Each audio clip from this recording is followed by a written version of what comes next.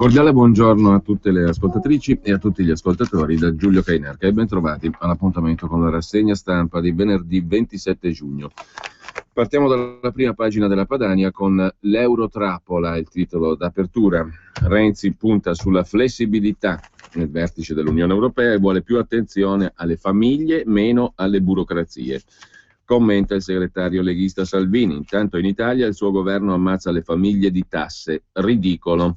L'economista Rinaldi, intervistato dalla Padania, osserva: anche ammesso di sforare il deficit aumenterebbe il debito, ma tutti, Lega esclusa, scrive la Padania, hanno votato per il fiscal compact e il pareggio di bilancio in Costituzione.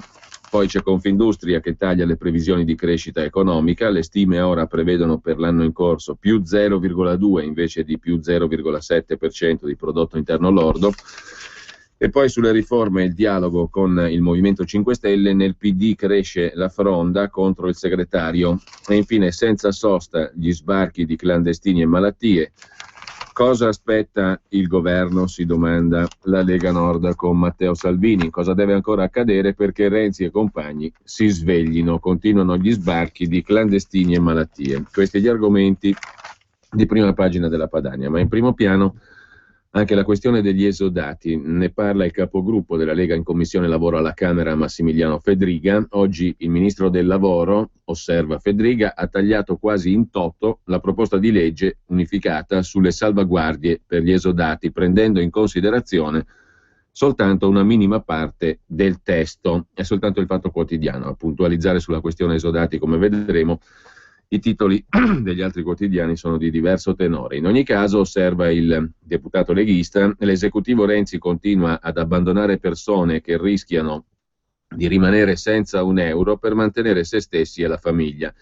Evidentemente Renzi è troppo impegnato a trattare su come spartirsi le poltrone con la legge elettorale, piuttosto che pensare a quei drammatici problemi creati dalla riforma Fornero, votata e voluta dal suo stesso partito. Fedriga poi ricorda il referendum per abrogare quella sciagurata legge che dovrebbe riportare giustizia previdenziale in questo paese, grazie all'impegno della Lega Nord per raccogliere centinaia di migliaia di firme di cittadini. Il quesito referendario e le firme raccolte sono state depositate l'altro giorno in Cassazione. A pagina 5 della Padania va segnalata poi l'intervista citata in prima pagina ad Antonio Maria Rinaldi, economista eurocritico.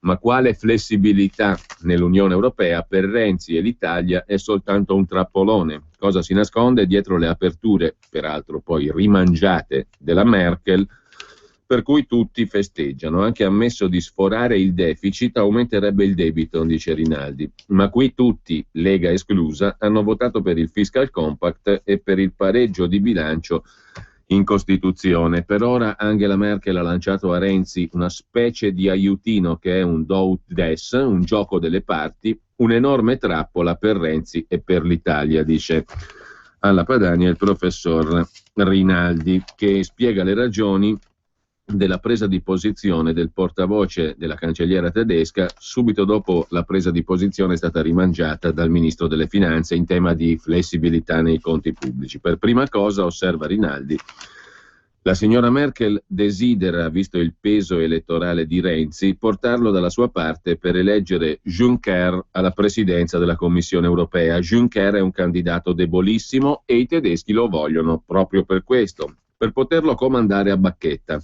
Il fatto di avere come alleato anche Renzi è un vantaggio di fronte all'enorme resistenza degli inglesi. Premesso che Merkel è stata subito smentita dal ministro delle finanze Schäuble, la promessa di flessibilità è una trappola. Avere più flessibilità sul deficit è un boomerang, si finirebbe per aumentare il debito. Se si aumenta il deficit, anche se non viene considerato ai fini dei parametri europei, la conseguenza è l'aumento, in ogni caso la crescita, del debito pubblico. Noi quindi procrastiniamo i nostri problemi e non li risolviamo. Il debito tocca sempre poi pagarlo. Se fanno scorporare dal deficit gli investimenti o ci fanno scorporare dal computo del deficit le spese per le riforme, è vero che non sforiamo il rapporto del 3%, ma aumentiamo comunque il debito, dice Rinaldi. non avendo però gli strumenti di politica economica e monetaria autonomi per proteggerci dal debito. Siamo sempre sotto schiaffo. Se da una parte ti danno la carota, dall'altro c'è la bastonata. Nessuno ha fatto un piano poi dettagliato e non sappiamo dove poter investire, come sforare. Sempre dalla Padania di oggi, brevemente, altra questione, appalti Expo, Maroni dice che al magistrato Cantone, massima autorità anticorruzione, sarà assicurata la massima collaborazione della Regione Lombardia. Sarà lui a giudicare se i poteri attribuiti dal governo siano sufficienti o no, dice il presidente della Lombardia. Io, come noto, avrei preferito che avesse più poteri, ma così ha deciso il governo, vedremo. Intanto la Padania dà notizia della chiusura dal 1 di luglio di Telepadania. Dopo 16 anni di attività chiude Telepadania. La Lega Nord ha deciso di puntare sui nuovi media. La società che gestisce la TV, la Celticon, controllata dal partito attraverso la finanziaria Fingroup, ha avviato la procedura per cessare l'attività a partire dal 1 luglio. 2 ore al giorno di trasmissioni dal 98 sulle frequenze di Telecampione e poi sul circuito di Italia 7 Gold, Telepadania aveva rischiato di chiudere già 2 anni fa, scrive la Padania, quando però era stata avviata una delicata procedura di ristrutturazione del debito. Attualmente impiega 6 dipendenti, 3 giornalisti e 3 tecnici, per i quali la società chiederà la cassa integrazione in deroga. Parallelamente alla chiusura della TV parte un nuovo progetto editoriale con il restyling del portale multimediale da padania.net che sarà illustrato nei prossimi giorni. E dà notizia di questa iniziativa, purtroppo di chiusura, massima vicinanza e solidarietà ai colleghi e non formale, anche Italia Oggi a pagina 21. La Lega si fa 2.0, Telepadania chiude a fine mese. Telepadania terminerà le trasmissioni il prossimo 1 di luglio, dopo 16 anni di onorato servizio nell'etere. Dai primi di luglio sarà online il nuovo portale della Lega Nord, lapadania.net, che unirà agli articoli del quotidiano di partito diretto da Aurora Lussana anche i video del movimento e i link per ascoltare Radio Padania Libera. Il movimento guidato da Matteo Salvini fa un po' d'ordine, scrive Italia Oggi, tra i propri mezzi di comunicazione e si concentra su quelli di ultima generazione. Il restyling del sito lapadania.net avrà aggiornamenti diretti dai social network, attraverso pagine web dedicate singolarmente a leader come Maroni o Zaia, alla guida della Regione Veneto, con tutti i loro tweet pubblicati in tempo reale. Il sito sarà fruibile anche da smartphone disponibili su ogni sistema operativo. Il nuovo portale darà un notiziario completo che parlerà della Lega e di tutte le principali news della giornata, attingendo anche da altri giornali o agenzie, mentre finora online c'erano quasi solo gli articoli del giornale cartaceo La Padania. E a proposito di quotidiano in edicola, lo scorso marzo si è conclusa la solidarietà tra i giornalisti che prevedeva un taglio degli stipendi del 40%, ma per continuare ad assicurare le pubblicazioni sono stati ridotti ulteriormente i costi del quotidiano La Padania del personale attraverso incentivi all'esodo e trasformazione di alcuni contratti di redattori interni in collaborazioni fisse, articolo 2 del contratto nazionale di lavoro. Comunque, fanno sapere dalla Padania, tra la vis polemica di Salvini e la recente campagna elettorale c'è stato un recupero nelle diffusioni del quotidiano. Il recupero non c'è stato per Telepadania e i suoi 6 dipendenti, 3 giornalisti, 3 tecnici, per cui c'è in vista la cassa integrazione in deroga. L'emittente va on air dal 98 per 2 ore al giorno e aveva rischiato già 2 anni fa di chiudere per ristrutturazione del debito. La casa editrice Celticon ha chiuso, secondo gli ultimi dati disponibili, il 2012 in rosso per 870.000 euro, dopo l'esercizio precedente a meno 780.000 euro, e il 2010 in perdita per oltre 1 milione di euro, scrive Italia Oggi. Tornando invece brevemente alla Padania, segnalo solo la pagina degli appuntamenti, a partire da quelli del presidente federale della Lega Nord Umberto Bossi, sabato 28 giugno alle ore 20:30 alla festa della Lega Nord a Milano presso la Cascina Monterobbio in via San Paolino 5, poi trovate tutti gli appuntamenti e gli incontri pubblici di Umberto Bossi fino a oltre la metà di luglio. Matteo Salvini, segretario federale della Lega Nord, è questa sera alle ore 21, chiedo scusa, questa mattina intanto alle ore 9:30 in trasmissione radio su Rai Radio 1, Radio Anch'io, e alle 21 alla festa della Lega Nord a Milano presso la Cascina Monterobbio in via San Paolino 5. Domenica alle 20:30 Matteo Salvini alla festa della Lega Scanzo Rosciate Bergamo presso l'area feste Piazzale Mercato in via Don Giacomo Pezzotta, e poi alle 21:30 a Spirano presso il parco in via San Rocco. Lasciamo però la Padania e a proposito di Lega però andiamo subito a Libero, perché in prima pagina c'è un'intervista che poi volta a tutta pagina 10 di Matteo Pandini a Flavio Tosi. Via Berlusconi, sfiderò Salvini per guidare il centrodestra, titola Libero in prima pagina.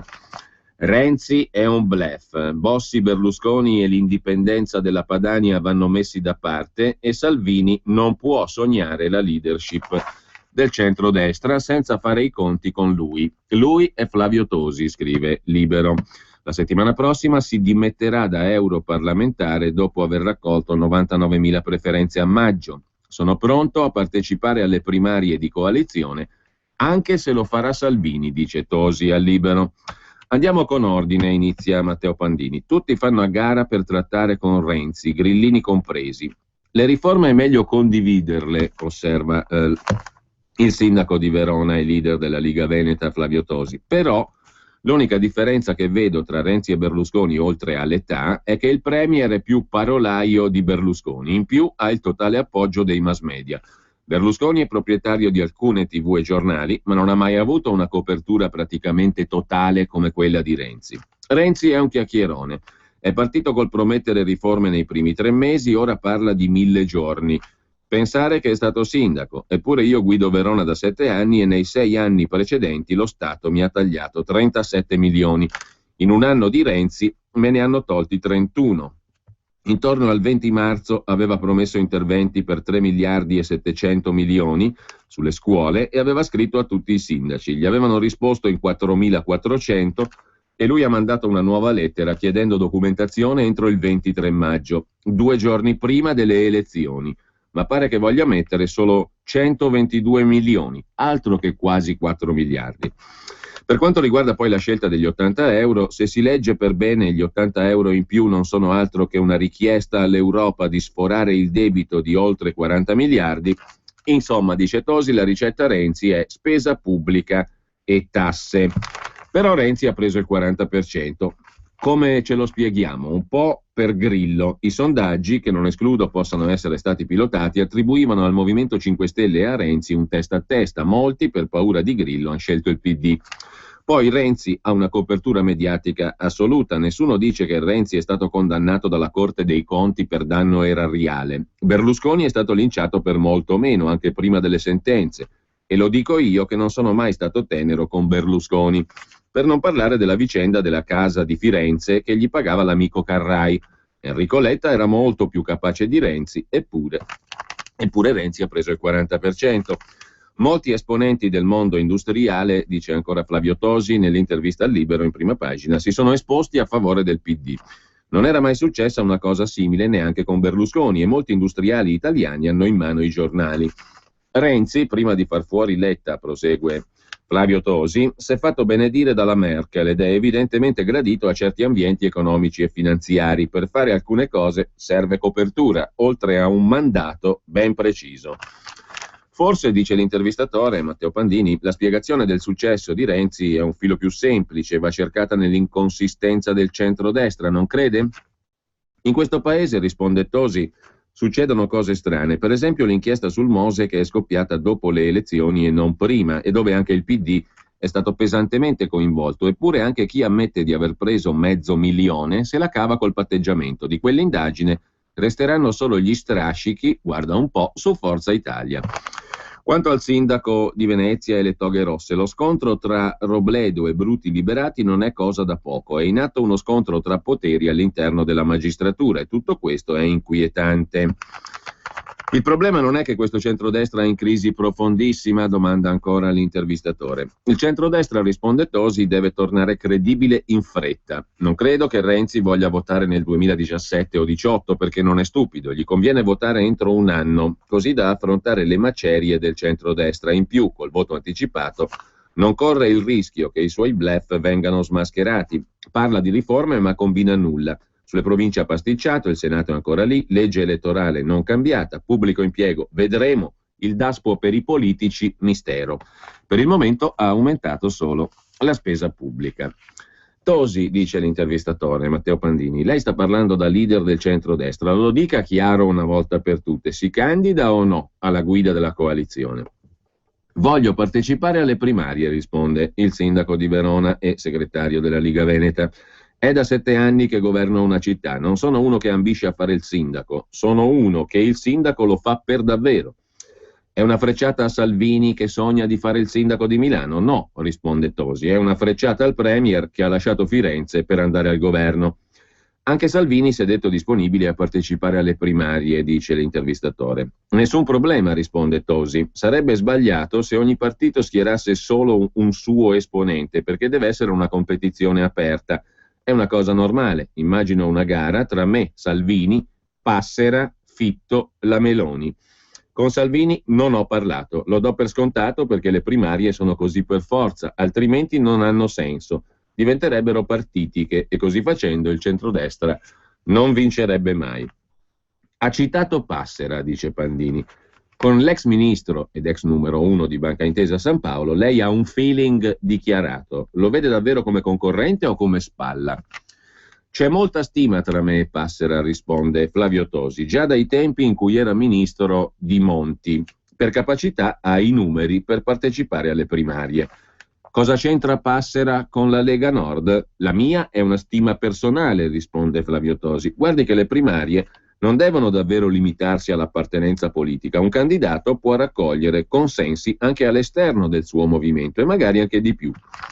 È quello che spera perché alle europee ha preso meno voti di Salvini?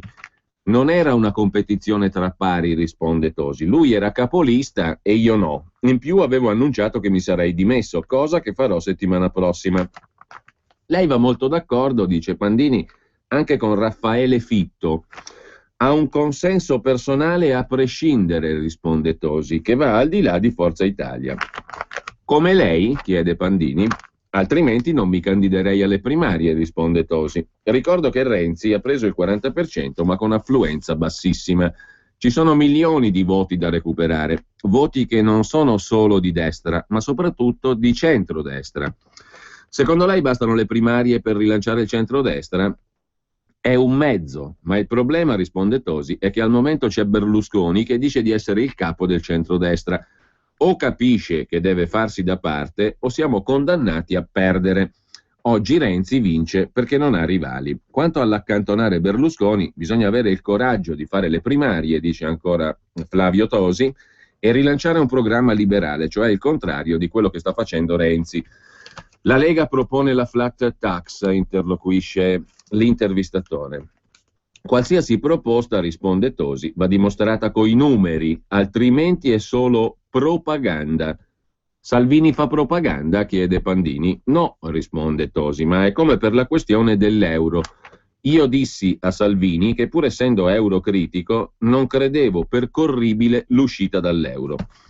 Intanto è saltato il gruppo con Le Pen. È stata una brutta figura per tutti, commenta Tosi. Le Pen in primis, ma ricordo che la Lega non è una forza di centrodestra, ma non è una forza di destra. Significa che lei non si sarebbe alleato con Marine Le Pen? Lei, Le Pen, è esclusivamente di destra, risponde Tosi. A luglio la Lega celebrerà il congresso. Ci sta facendo un pensierino? No, risponde Tosi. Credo che Salvini debba restare leader per almeno altri 3 anni. Però presenteremo alcune proposte, per esempio la cancellazione del ruolo di presidente a vita. Ma è ritagliato su Bossi, dice Pandini. Lo proponemmo già 2 anni fa, risponde Tosi. Serve meritocrazia, altrimenti è come riproporre i senatori a vita. Bossi, come Tosi o chiunque altro, se vuole incarichi deve guadagnarsi i voti. È per questo che spero che nel nuovo sistema elettorale siano previste le preferenze. Domanda ancora, Pandini, pensa di cancellare anche l'articolo 1 dello statuto della Lega sull'indipendenza della Padania? Io ho una fondazione, risponde Tosi, che si chiama Ricostruiamo il Paese e non sono secessionista. La secessione è irrealizzabile e l'ho detto più volte. Anche adesso sta rispondendo da aspirante leader del centrodestra. Si aspetta, alla luce di quanto detto, altri attacchi giudiziari o giornalistici? Ho messo tutto in conto, risponde Tosi. Se Berlusconi fosse stato di centro-sinistra, non avrebbe subito tutto quello che gli è successo negli anni. Chi salvo del governo Renzi? Lupi, è un ottimo ministro e stimo Alfano. Alfano? Ma è un altro nemico giurato della Lega, dice Pandini. È in difficoltà, risponde Tosi, perché ha un ruolo politico in un governo di centrosinistra che è immigrazionista. La collocazione del nuovo centrodestra non è con Renzi. E la futura collocazione di Tosi qual è? Ancora nella Lega? Chiede Pandini. Sì, risponde Tosi, ma resto me stesso e continuerò a dire quel che penso. Non sta facendo un pensierino alle regionali venete 2015? Il candidato naturale, risponde Tosi, è il governatore uscente. Ultima domanda. Nei mesi scorsi è stato definito Tosi il Renzi di centrodestra. Voleva essere un complimento. È ancora così? Tra me e Renzi, conclude Flavio Tosi, c'è una bella differenza. Io faccio quello che dico. Così Flavio Tosi, sindaco di Verona, il segretario della Lega Veneta, intervistato da Matteo Pandini in prima pagina su Libero. Adesso torniamo però anche a un'altra questione, anzi andiamo a un'altra questione prima di vedere le prime pagine dei giornaloni, quelle che raccontano del vertice europeo come se fosse il proemio dell'Orlando Furioso. Le donne, i cavalieri, l'arme, gli amori, le cortesie e le audaci imprese, cantano i giornalisti. Comunque, poi lo vediamo, il proemio dell'Orlando Furioso ce lo leggiamo dopo. Mentre il Manifesto, il quotidiano comunista, e credo soltanto Avvenire, tra gli altri quotidiani oggi, il Manifesto in prima pagina con titolo d'apertura, Avvenire a pagina 6, con un articolo molto più ridotto, però dà conto di un'altra iniziativa referendaria. Intanto, a proposito di referendum, i 5 referendum, le firme sono state consegnate in Cassazione. Fino a metà luglio c'è tempo per firmare anche l'altro quesito sulla reintroduzione del reato di immigrazione clandestina. Ma a parte un'altra iniziativa referendaria, una firma per l'estate, titola il Manifesto in prima pagina, 4 referendum contro la gabbia del Fiscal Compact. Il Fiscal Compact è quell'accordo integrativo del cosiddetto patto di stabilità che in soldoni in pratica a partire dall'anno prossimo o dal 2016 obbliga gli stati membri dell'Eurozona a ridurre il debito pubblico in rapporto al prodotto interno lordo entro il criterio famoso di Maastricht, cioè tu devi portare il tuo debito a un livello tale che sia il 60% del prodotto interno lordo del tuo paese. Questo significa per l'Italia, è stato calcolato spannometricamente, una quarantina, cinquantina di miliardi di manovra in più di finanza pubblica all'anno per poter ridurre in 20 anni, di un ventesimo all'anno per 20 anni, la mole di debito pubblico che supera il 60% del prodotto interno lordo. Ebbene, su questa questione, abolizione del Fiscal Compact, un'iniziativa referendaria, 4 referendum. Nel comitato promotore, economisti, giuristi, sindacalisti di diverso orientamento politico, presentati ieri i quesiti per la raccolta delle firme, 500.000 in 90 giorni, dal 3 luglio al 30 settembre. Una mobilitazione politica, scrive il Manifesto, per aiutare il Paese a uscire dalla morsa della disoccupazione e della mancata crescita. 4 sì per uscire dall'austerità, scrive ancora il Manifesto a pagina 2. 500.000 firme entro 90 giorni per il Fiscal Compact, per eliminare le disposizioni che obbligano governo e Parlamento a fissare obiettivi di bilancio più gravosi di quelli definiti in sede europea. Da giovedì 3 luglio a martedì 30 settembre. E questo è il tempo a disposizione del comitato promotore dei 4 referendum. Stop all'austerità, sia alla crescita, sia all'Europa del lavoro e di un nuovo sviluppo, per raccogliere 500.000 firme e convocare una consultazione popolare sul Fiscal Compact, il pilota automatico che obbligherà l'Italia a tagliare il debito pubblico dal 133% al 60% a partire dal 2016 fino al 2036. Composto da economisti, giuristi e sindacalisti di diverso orientamento culturale e politico, dall'ex viceministro PDL all'economia ex AN Mario Baldassarri, al sindacalista CGIL Danilo Barbi, dagli economisti Gustavo Piga e Riccardo Realfonso a Cesare Salvi, Laura Pennacchi e Paolo De Ioanna, ieri alla presentazione dell'iniziativa alla Camera dei Deputati il Comitato si è mostrato fiducioso sulla possibilità di scalare una vetta impegnativa in breve tempo.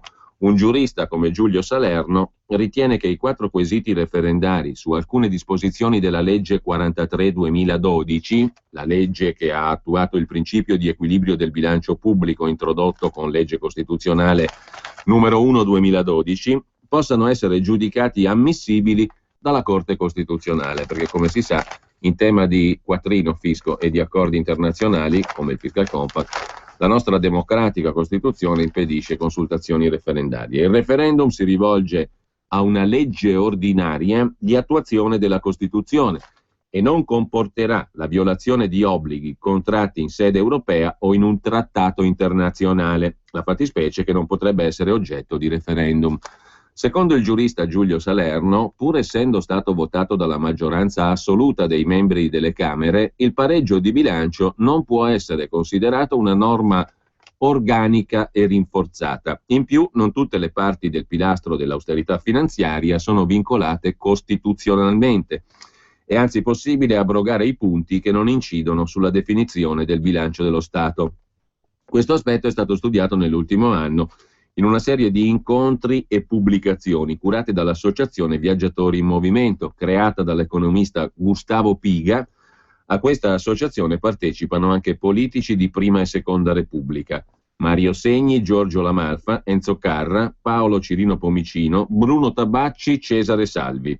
Una volta composto il comitato promotore e ottenuto l'impegno della CGIL a raccogliere le firme durante l'estate, si è precisata la risposta all'insidioso argomento sulla ammissibilità di questo referendum. Tranne il riferimento ai parametri giuridici europei, la legge 243/2012, che è l'oggetto del referendum abrogativo, non accenna al trattato internazionale costitutivo del Fiscal Compact. Quest'ultimo non riguarda l'Unione Europea, ma gli stati che hanno aderito alla moneta unica. Il comitato promotore ritiene in tal modo di avere aggirato i divieti per l'iniziativa referendaria.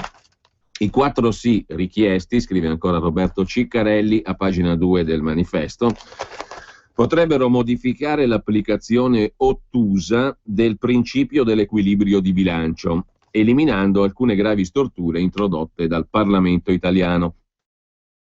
Si vuole eliminare le disposizioni che obbligano governo e Parlamento a fissare obiettivi di bilancio più gravosi di quelli definiti in sede europea. Il referendum abroga la disposizione che prevede la corrispondenza fra il principio costituzionale di bilancio e il cosiddetto obiettivo a medio termine stabilito in Europa, una norma che non è imposta dal Fiscal Compact. Vincendo il referendum, scrive ancora il manifesto, l'Italia potrebbe ricorrere all'indebitamento per realizzare operazioni finanziarie, azione oggi vietata. Infine verrebbe abrogata l'attivazione automatica del meccanismo che impone tasse o tagli alla spesa pubblica in caso di non raggiungimento del pareggio di bilancio deciso dai trattati internazionali e non dall'Unione Europea. Al di là dei tecnicismi, conclude il manifesto, il significato del referendum è politico, vuole rompere l'embargo intellettuale e la paralisi politica creata dal commissariamento della politica economica da parte del governo di larghe intese e raccogliere un consenso diffuso sul fatto che i trattati europei vanno cambiati, non semplicemente applicati. Secondo l'economista Riccardo Realfonso, la prospettiva indicata dal presidente Renzi, quella dell'austerità flessibile, è inadeguata. Va incontro ai paesi in difficoltà, senza però cambiare realmente il disastro prodotto dalle politiche ispirate all'austerità. Tra l'altro, osserva Realfonso, sono stati fatti errori enormi sui moltiplicatori fiscali. È provato scientificamente che, ad esempio, un taglio da 10 miliardi di euro alla spesa pubblica implica una perdita di 17 miliardi di euro di prodotto interno lordo.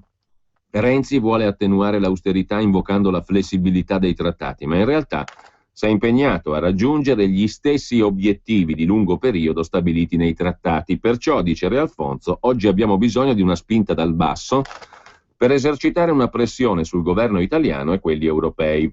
Ad oggi hanno aderito alla campagna referendaria Sinistra, Ecologia e Libertà, quel che rimane, e alcuni esponenti del Partito Democratico. Per l'ex vice ministro dell'economia Stefano Fassina, del PD, il referendum è l'unica strada per salvare l'Europa, anche se il Parlamento non è consapevole della drammaticità della questione. Così come lo stesso Renzi, osserva Fassina, non ha dato la sensazione di esserne consapevole. Al referendum sarebbe interessato anche Gianni Cooperlo, scrive. Infine il manifesto.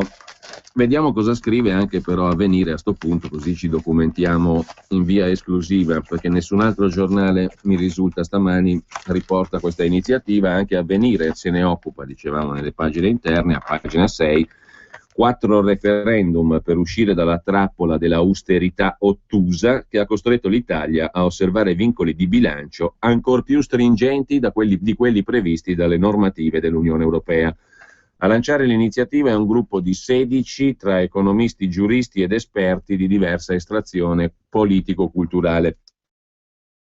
Ieri il comitato promotore, scrive anche il Quotidiano dei Vescovi, ha presentato in Parlamento i 4 quesiti referendari per abrogare alcune disposizioni della legge che a fine 2012 ha attuato il principio del pareggio di bilancio inserito in Costituzione sulla spinta dell'acuirsi della crisi dei debiti pubblici.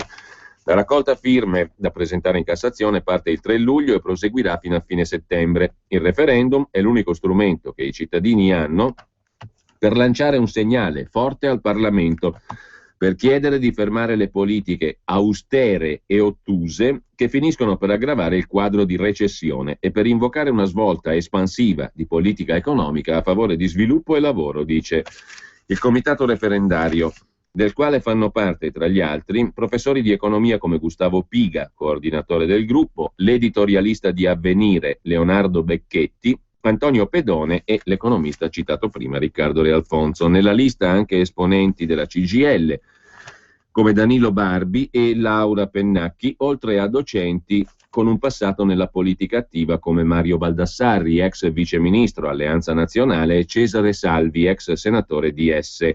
Tutti convinti che l'eccesso di politiche di austerità non solo non abbia risolto i problemi, ma li abbia aggravati, colpendo l'economia reale, il lavoro, i conti pubblici.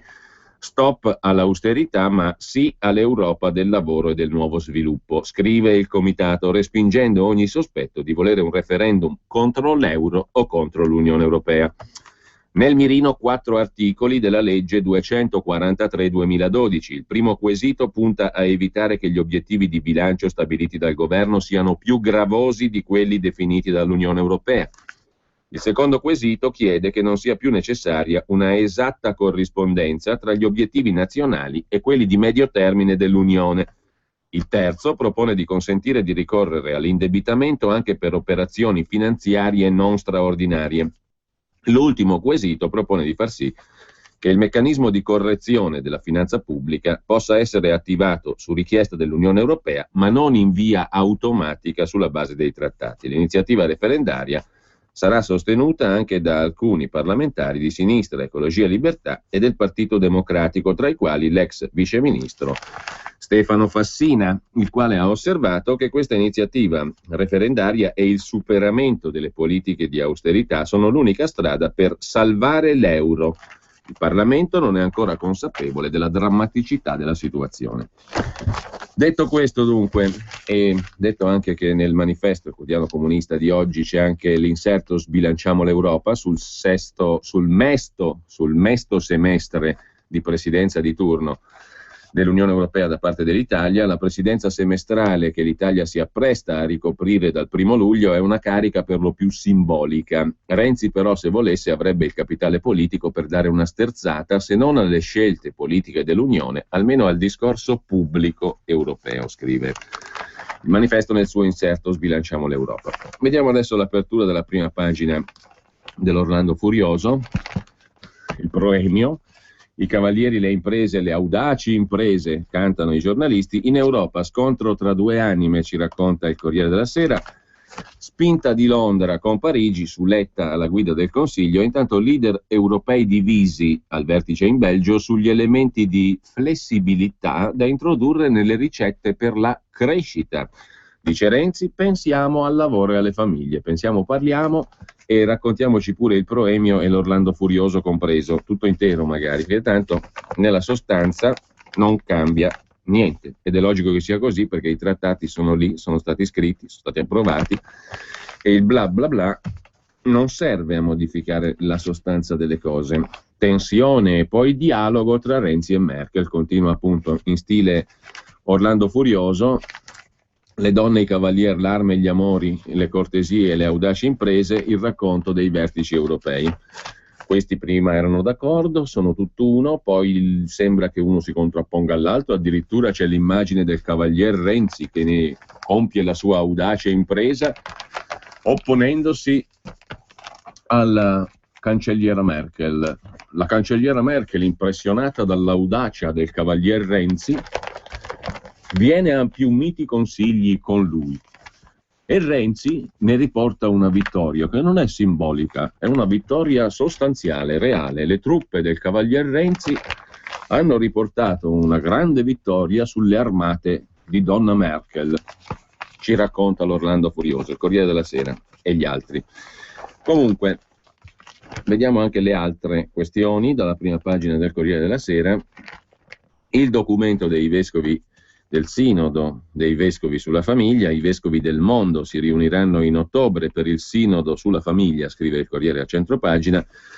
Nel testo ufficiale che servirà come base di discussione si ammette che la stragrande maggioranza dei fedeli non segue la Chiesa sulla contraccezione e parla senza veli di tutte le situazioni difficili, coppie di fatto, unioni gay, ragazze madri, divorziati risposati. Nel documento si raccomanda attenzione e misericordia nello stile di Francesco.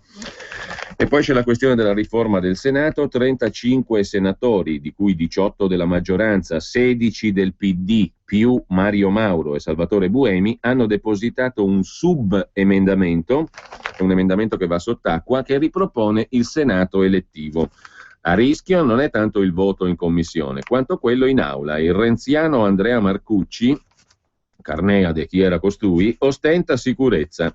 I senatori sono 315, 35 di loro sono per il Senato elettivo. Se aggiungiamo 40 parlamentari del Movimento 5 Stelle arriviamo a 75, numeri insufficienti per fermare le riforme del governo Renzi. Suggerimento per la rifa, per il gioco del lotto, 35, 315, quindi 31 e 5, 5 Stelle 5, 75 sono i numeri che ha fornito Carneade, il renziano Andrea Marcucci. A fondo pagina invece abbiamo la seconda vita della mamma di Cogne sul Corriere della Sera. Anna Maria Franzoni ai domiciliari, per i giudici è in grado di tornare dai figli. 6 anni dopo la condanna per l'omicidio del figlio Samuele di 3 anni, Anna Maria Franzoni è tornata in famiglia. Potrà scontare il resto della pena, 16 anni in totale, accanto agli altri 2 figli e al marito. Vietato il rientro a Cogne, dove nel 2002 avvenne il delitto. Forse l'aria di quel paese lì che ha indotto, diciamo, a determinati comportamenti. Sono contenta, non me l'aspettavo, ha detto la donna. Decisivo il parere del perito, non può uccidere ancora.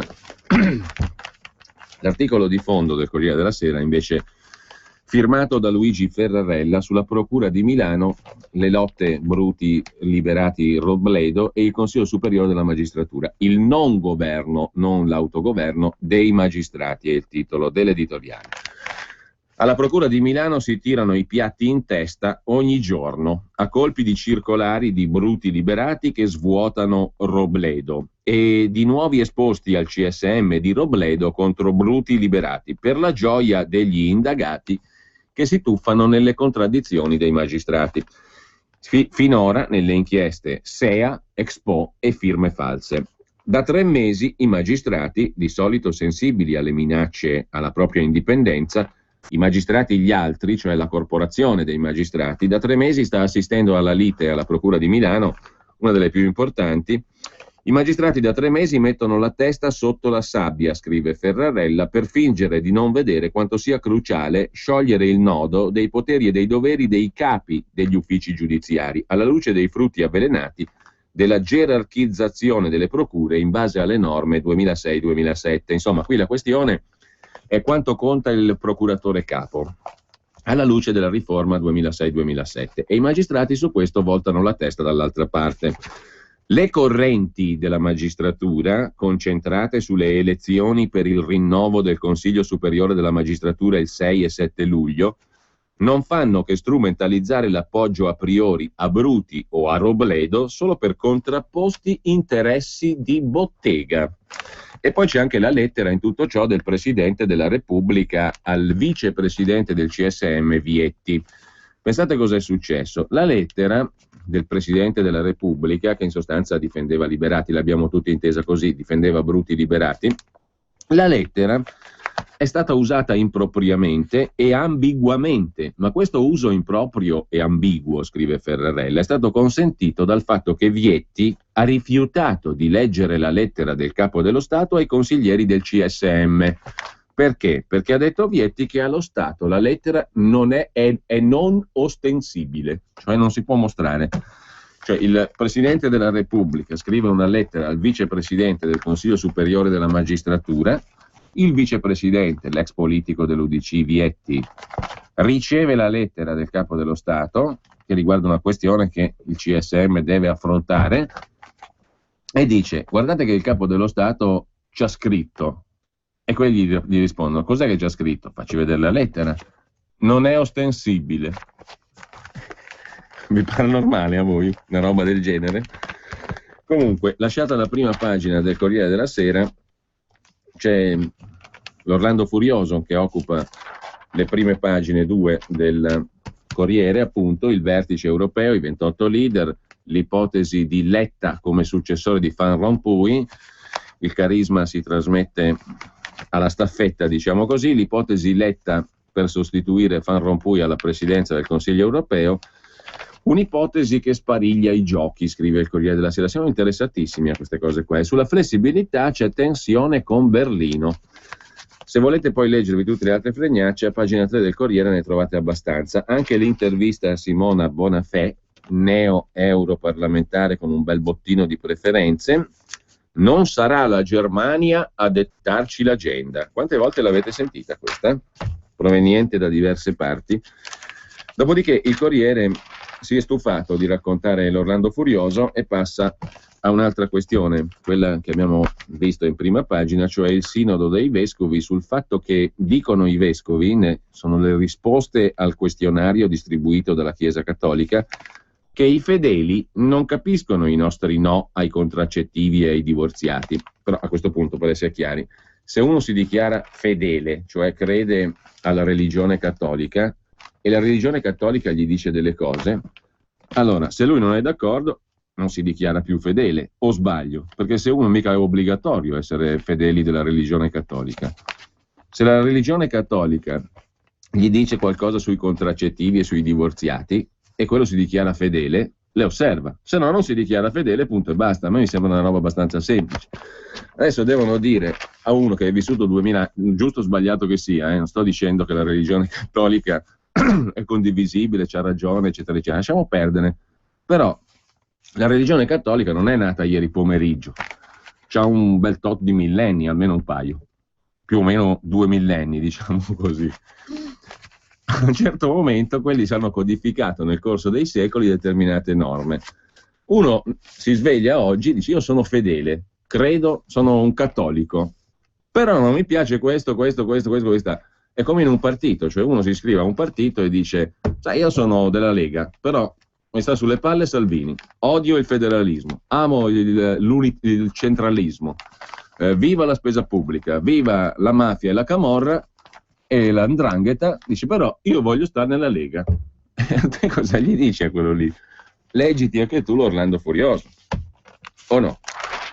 Mentre sempre dal primo piano c'è ancora il sinodo, eccetera, eccetera, 2 pagine di sinodo, modello tedesco per le unioni civili, è il progetto di riforma a settembre in Senato, ne parla il sottosegretario peraltramente alle riforme costituzionali e ai rapporti col Parlamento Ivan Scalfarotto, il quale dice che le nuove tutele per le unioni civili sono imposte da un cambiamento epocale. Il modello tedesco, in sintesi, cosa prevede? Le unioni civili sono solo per le coppie gay, così lo sintetizza il Corriere della Sera.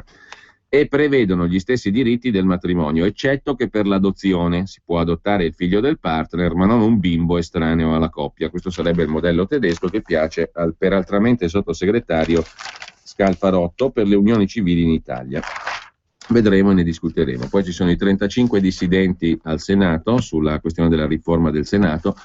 Tra l'altro, riforma del Senato, si sta a discutere di tante cose, però non si è ancora capito quali poteri poi abbia sto Senato, perché è stata detta una cosa, una bufala, diciamo, è stata raccontata una bufala che altro che Ariosto, cioè, vabbè, a parte il fatto che l'Orlando Furioso è fantastico, è meraviglioso. Comunque, questa qui invece è una bufala proprio di quelle che corrono male, sgraziata, goffa, orrenda, cioè che il Senato che viene fuori da questa riforma sarebbe l'applicazione del Bundesrat tedesco, cioè del Senato delle regioni o delle autonomie della Repubblica federale tedesca. È una cosa che non sta né in cielo né in terra, né nella versione originaria di Renzi, tantomeno, né a quanto è dato di capire nelle successive versioni e aggiustamenti.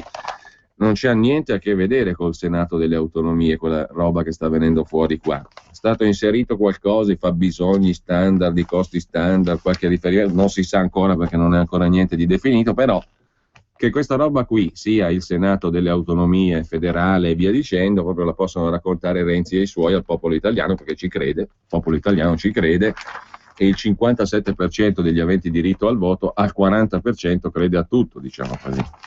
Ad ogni modo, abbiamo il Senato, ma che contenti che siamo, il Senato delle autonomie, del federalismo, della libertà, della democrazia, del progresso. A pagina 9, perché cosa mi hai preso oggi? Non lo so, è la voglia di evadere da tutto, dalla vita stessa forse, non scherziamo. Comunque, pagina 9 ci sono le liti in Forza Italia, questo è un altro argomento appassionante. E poi la riforma della giustizia, cause civili, responsabilità dei giudici, il piano della giustizia parte da qui, torna il falso in bilancio, sulle intercettazioni un freno alla divulgazione. Vedremo quando il tutto sarà formalizzato. Nel frattempo, cosa più interessante, le cadreghe. Si rinnovano le cadreghe, le poltrone, del Consiglio Superiore della Magistratura, di cui è presidente il Presidente della Repubblica e vicepresidente il sunnominato Vietti. Nei totonomi s'avanzano Severino Paola, avvocata milionaria e già ministra di giustizia, e il giurista Giovanni Fiandaca, il primo dei trombati per il Parlamento europeo, candidato dal PD in Sicilia. I nomi che circolano con insistenza da qualche giorno, e i più accreditati si mescolano con la rosa di candidati per i 2 posti da giudice costituzionale che il Parlamento non è ancora riuscito a eleggere. Nuovo appuntamento per giovedì 3 luglio. Deputati e senatori in seduta comune anche per la prima votazione degli 8 membri cosiddetti laici, con la C mi raccomando, non con la D, laici, del Consiglio Superiore della Magistratura. Così la partita si allarga a 10 nomine da fare nello stesso giorno, anche se non è detto che ciò accada e per tutte le caselle da riempire. Insomma, praticamente si fanno i nomi di Paola Severino, ex ministra di giustizia governo Monti, del penalista Giovanni Fiandaca tra i candidati al Consiglio Superiore della Magistratura. Tra i possibili candidati sponsorizzati dal PD al Consiglio Superiore della Magistratura ci sono poi la deputata e componente della Commissione Giustizia della Camera Anna Rossomando, l'avvocato romano Luca Petrucci, la docente di diritto del lavoro già assessore della giunta Bassolino in Regione Campania Alfonsina De Felice, non si muore mai. Per il nuovo centrodestra il deputato Antonio Leone sembra aver superato l'ex presidente del Senato Renato Schifani, mentre Forza Italia starebbe pensando a Antonio Marotta, deputato. Un altro nome dovrebbe uscire da un eventuale accordo con Lega e Fratelli d'Italia. Il Movimento 5 Stelle dovrebbe affidarsi alla tradizionale consultazione online. E poi attenzione, perché il fatto è degno di grande attenzione. Correva l'anno 1986. Tortora viene arrestato. Sbagliai, mi scuso. Siamo nel 2014. Il pubblico ministero del caso Tortora parla dopo 30 anni. Si chiama Diego Marmo, è stato intervistato dal garantista di Piero Sansonetti È diventato assessore, il magistrato, in un comune, quello di Pompei, che è la meraviglia d'Italia. Adesso, dopo 30 anni, è arrivato il momento. Mi sono portato dentro questo tormento troppo a lungo. Chiedo scusa alla famiglia di Enzo Tortora per quello che ho fatto.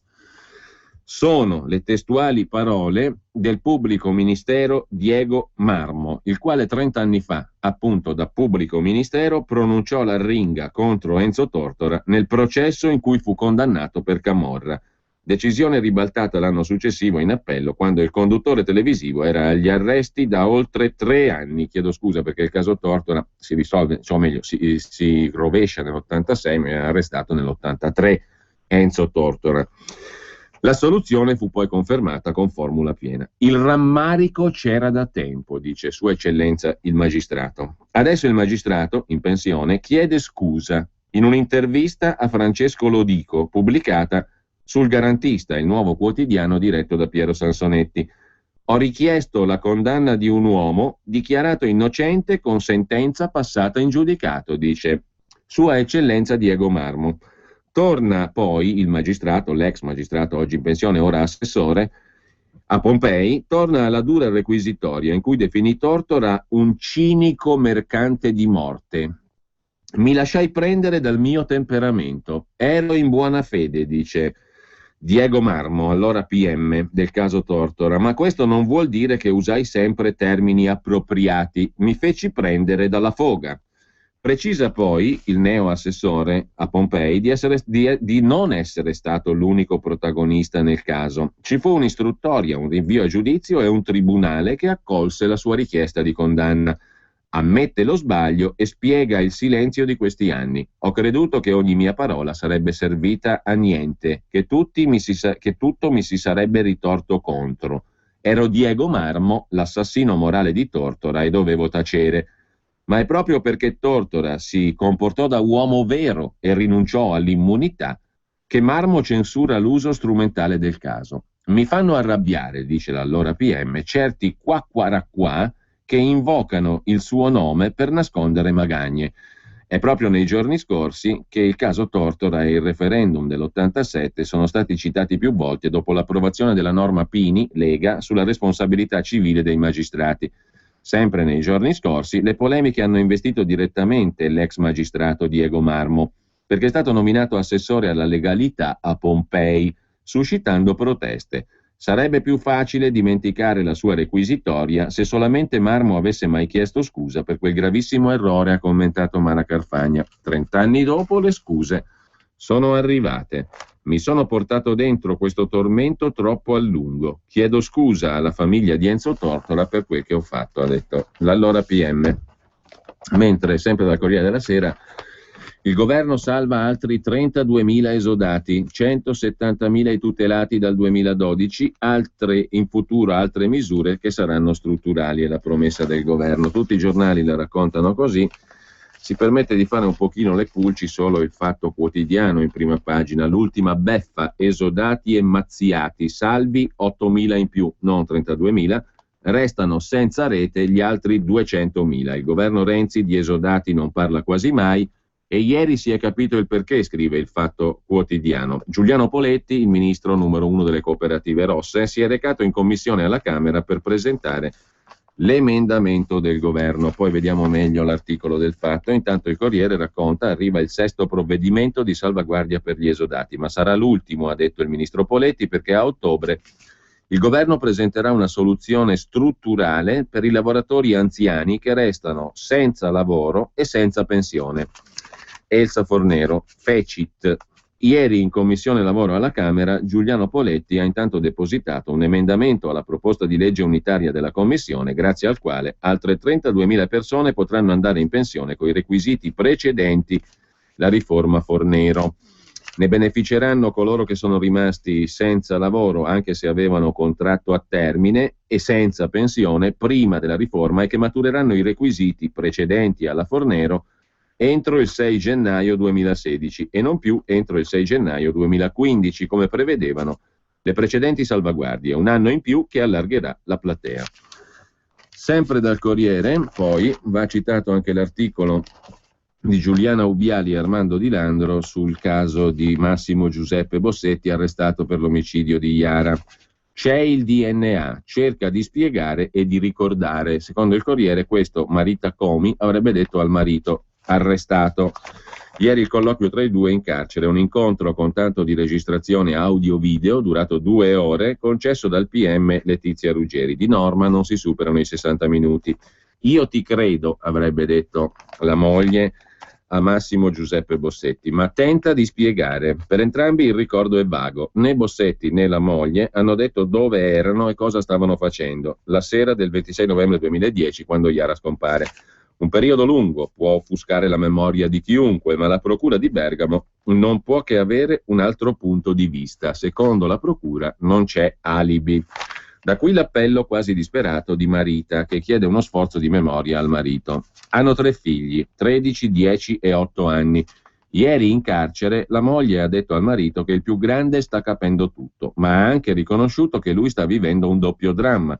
C'è l'accusa di essere l'assassino di Chiara, ma anche la scoperta di non essere figlio di Giovanni Bossetti, l'anziano gravemente malato che per 43 anni ha chiamato papà. Intanto il Corriere da martedì manda in edicola un libro sul caso Iara, il DNA e altre verità, con il Corriere della Sera, ad euro 6,90 più il prezzo del quotidiano. Con ciò chiudiamo il Corriere, anzi no, perché dalla pagina di cronaca c'è ancora un'altra notizia, un nuovo capitolo nell'inchiesta della Procura di Genova sulla Cassa di risparmio Genova Carige, in questo caso sui rapporti con la Banca Vaticana, lo IOR. Ieri la Guardia di Finanza ha acquisito i documenti della Fondazione Carige relativi a un'operazione 2010 che avrebbe dovuto preludere all'ingresso dello IOR nell'azionariato della banca genovese. Nel mirino il mancato pagamento da parte dello IOR dei diritti d'opzione ceduti gratuitamente alla Fondazione Carige di Giovanni Berneschi. Poiché lo IOR aveva sottoscritto obbligazioni per 100 milioni di euro, i diritti si calcolano in 6-8 milioni di euro, un regalo che l'allora presidente della Fondazione Repetto motivò con l'importanza strategica dell'ingresso dello IOR. Ingresso però mai avvenuto perché la Banca Vaticana si ritirò e non convertì le obbligazioni. A puntare il dito sulle trattative l'ex presidente della Banca Carige Berneschi, arrestato un mese fa con l'accusa di aver truffato la sua banca. In un'intercettazione Berneschi, parlando del nemico Repetto, diceva a un dirigente: e lo IOR non puoi regalare 7 o 9 milioni al Papa. No, non c'entra il Papa, a Bertone, mi capisci? In altre conversazioni Berneschi sosteneva che Papa Francesco aveva convocato i vescovi del Ponente Ligure per avere informazioni sull'operazione. Il cardinal Bertone godeva di un occhio di favore da parte della Fondazione Carige, che diede anche un contributo alla Lux Vide di Ettore Bernabei, il suocero di Giovanni Minoli, per i DVD della Bibbia. Pubblicità.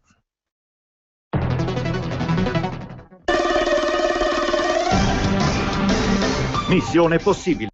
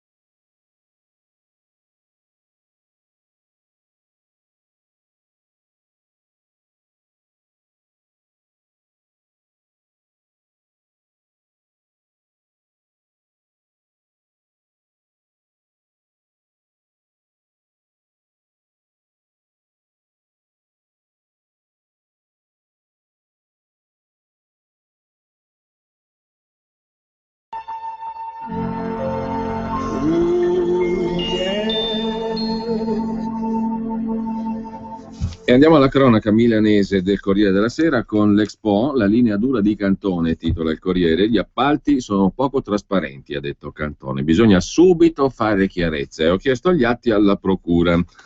Mentre la Lega propone una giornata per la famiglia naturale, una data fissa, una ricorrenza da calendario, un giorno da dedicare nelle scuole alla celebrazione della famiglia naturale e tradizionale, composta da uomo-donna, eventualmente figli. È la proposta della Lega Nord in Regione Lombardia.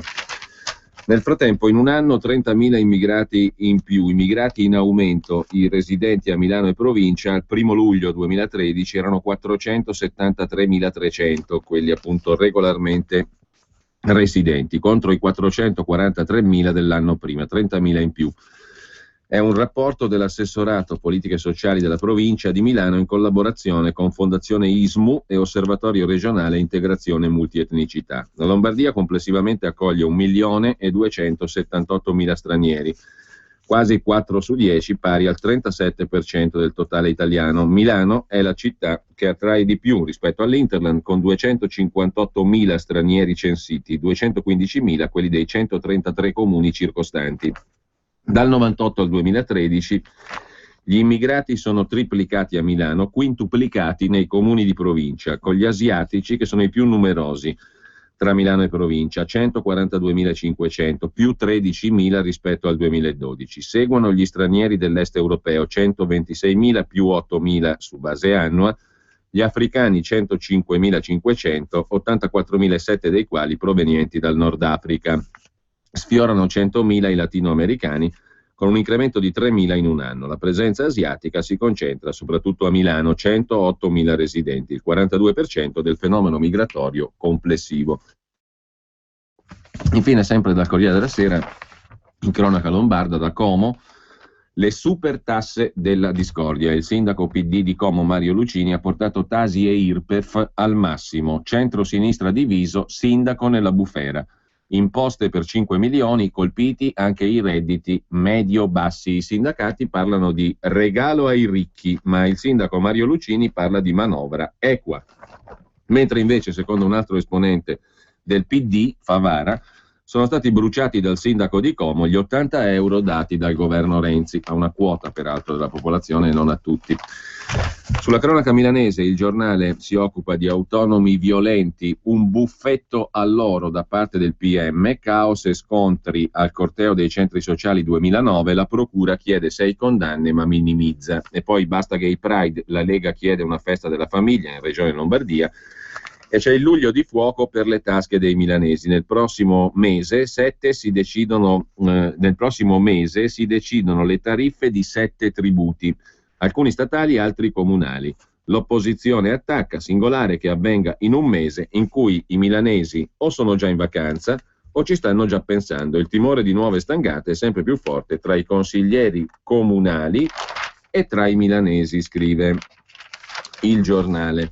Il Giorno invece torna isolatamente, perché non sta parlando più nessuno, sulla tragedia di Motta Visconti, sulla strage familiare. Un medico e uno psichiatra per Carlo Lissi, che dopo la strage è ancora sotto shock. Resta in isolamento il 31enne che ha sterminato la famiglia. A leggere le cronache non sembrava tanto sotto shock, ma ad ogni modo l'ho incontrato sabato, è ancora molto confuso, solo pochi giorni fa gli è stato permesso di avere una TV in cella, ma sono sicuro che sabato non ha neanche avuto la possibilità di vedere le immagini del funerale dei familiari, dice l'avvocato Corrado Limentani, che è il difensore di Carlo Lissi, il 31enne che ha confessato di aver ucciso la moglie e i figli di 4 anni e 20 mesi. L'uomo si trova ancora in isolamento nel carcere di Pavia, non ha avuto la possibilità di incontrare nessuno a parte i legali.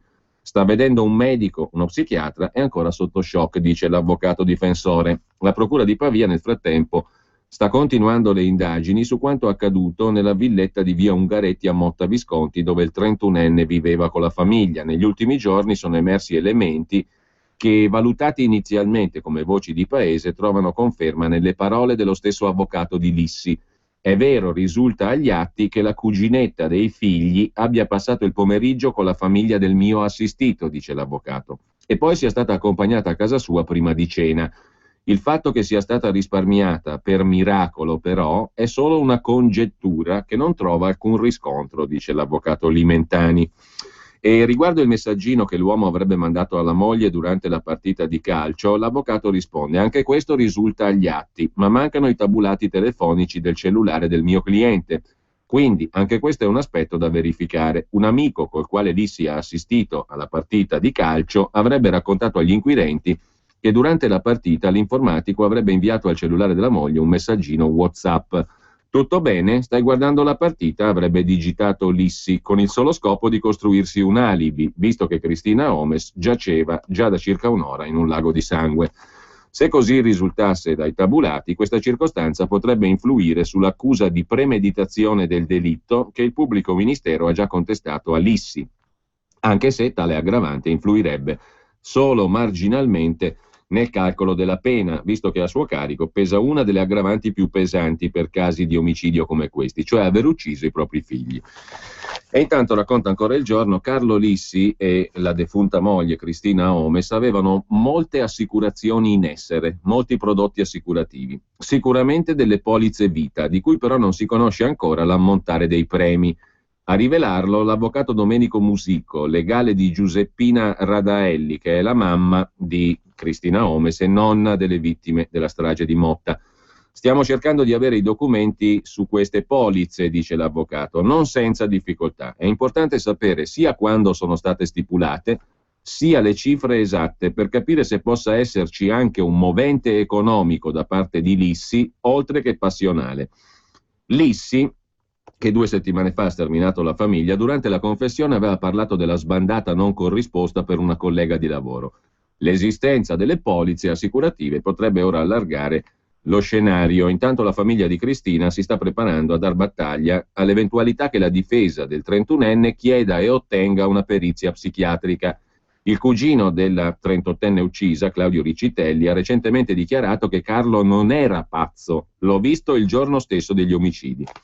La figlioletta di 6 anni quel giorno, appunto, avrebbe dovuto passare la notte con i cuginetti dopo una giornata trascorsa insieme. Poi però le era venuta la febbre e Carlo Lissi l'aveva riaccompagnata a casa. Tutto questo poche ore prima di mettere in atto la strage. Doveva rimanere lì, ricorda il padre della cugina dei ragazzini sterminati, ma è tornata a casa. Un miracolo.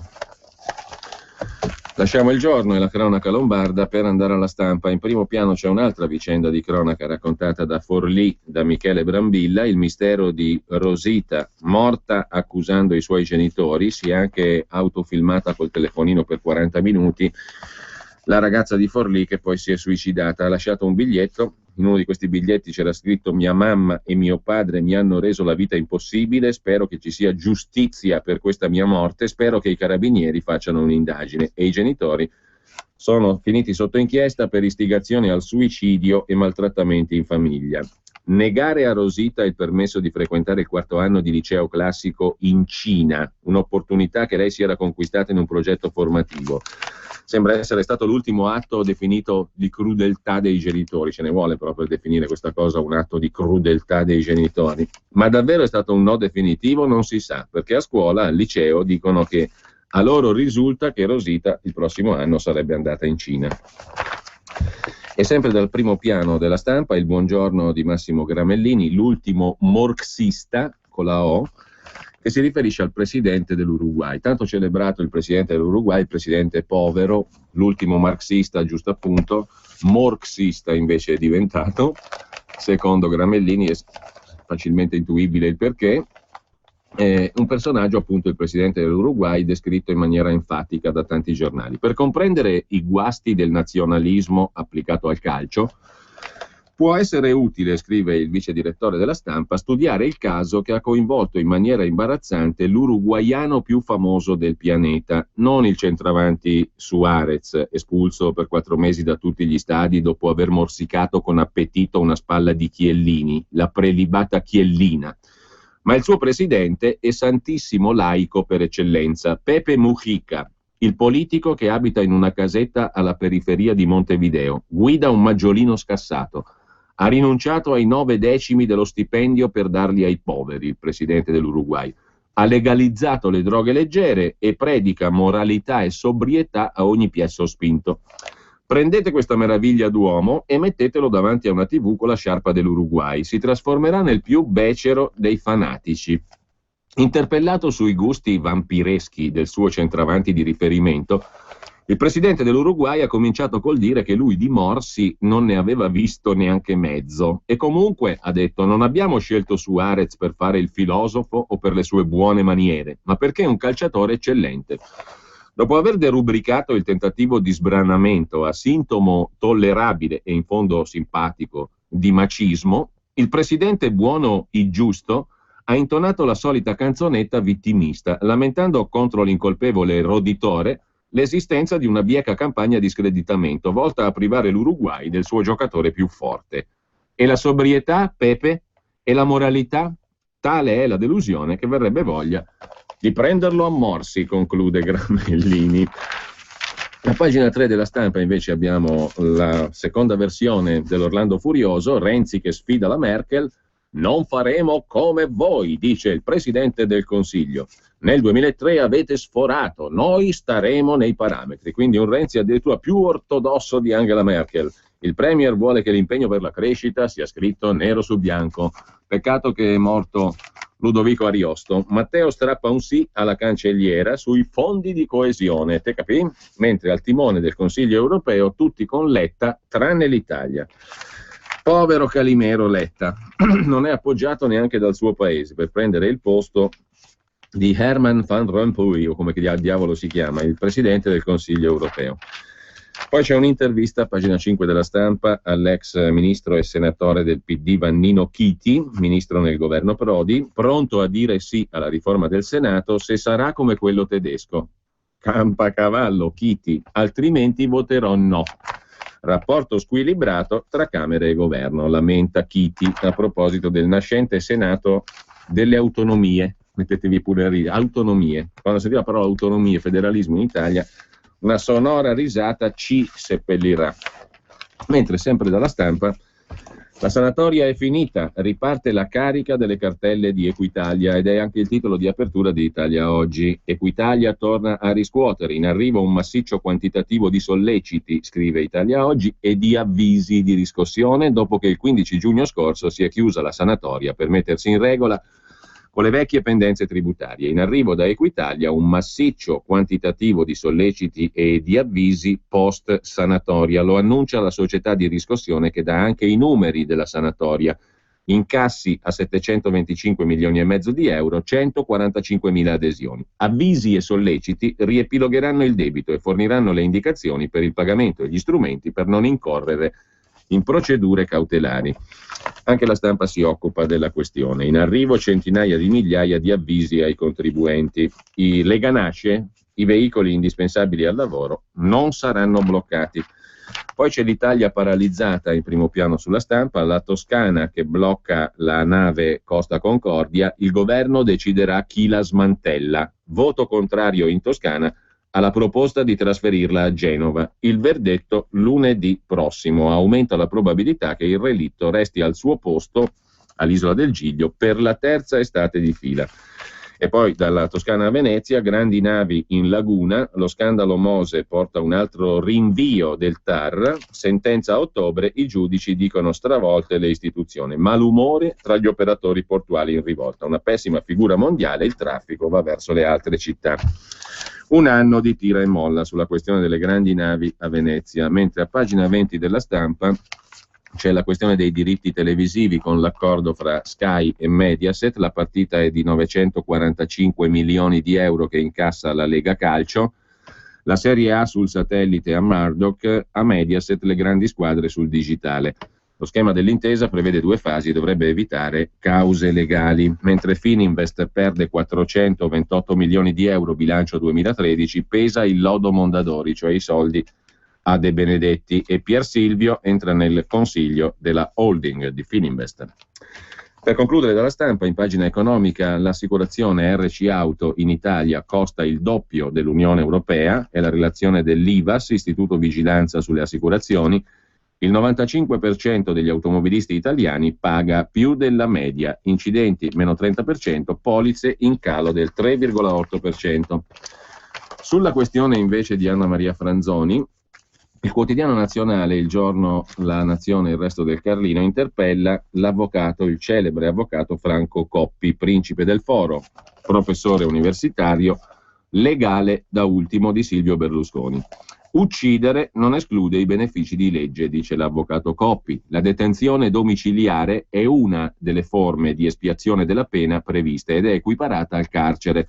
Lo stabilisce la Costituzione, dice l'avvocato Coppi. La pena è finalizzata alla rieducazione del condannato e se si ritiene, sulla base delle valutazioni degli esperti, che il condannato sia nella condizione di uscire dal carcere, se la detenzione in cella appare superflua, si applicano i domiciliari.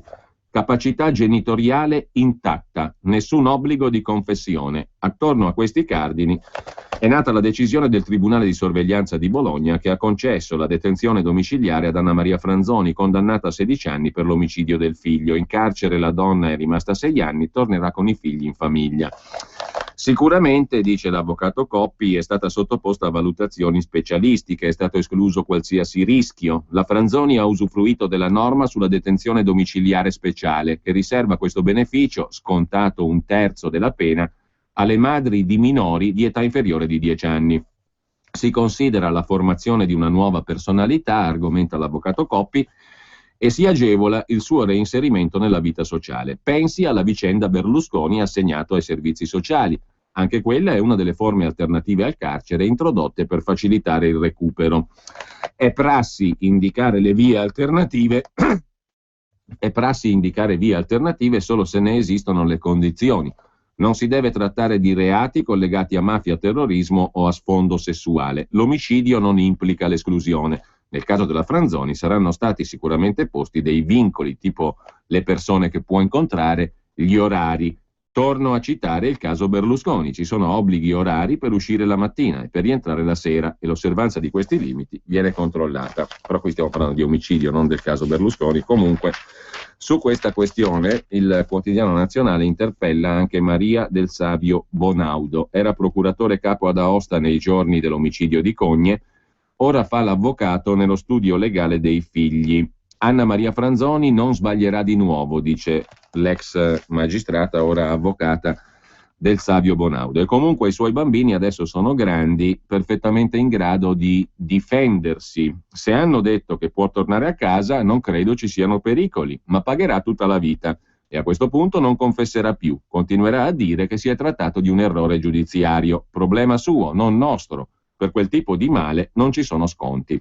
Scricchiola l'idea della funzione punitiva della pena con questa decisione, me ne rendo conto, dice del Savio Bonaudo, e chi insegue la vendetta sociale dovrà rassegnarsi. Ha prevalso il buon senso, ora sta in famiglia, seguita difesa protetta, non può nuocere a nessuno. È un caso sui generis, prosegue l'ex procuratrice capo di Aosta, che trattò la vicenda Franzoni, perché l'imputata è stata carnefice e vittima, avendo agito contro il suo bene più prezioso, il figlio. Non mi scandalizzo, tutta la normativa si sta orientando verso sconti di pena. Questa soluzione sta bene a tutte le persone colpite. Le perizie psichiatriche lasciano il tempo che trovano. Non c'è bisogno di essere pazzi per commettere certe atrocità. Come dimostrano i casi recenti di cronaca, esiste il male presente in percentuali diverse nell'essere umano e quel tipo di male non lo scardina alla galera. La signora Franzoni mi irritava e continua a irritarmi per il suo ossessivo piagnucolare, dice l'ex procuratore capo di Aosta, Maria del Savio Bonaudo.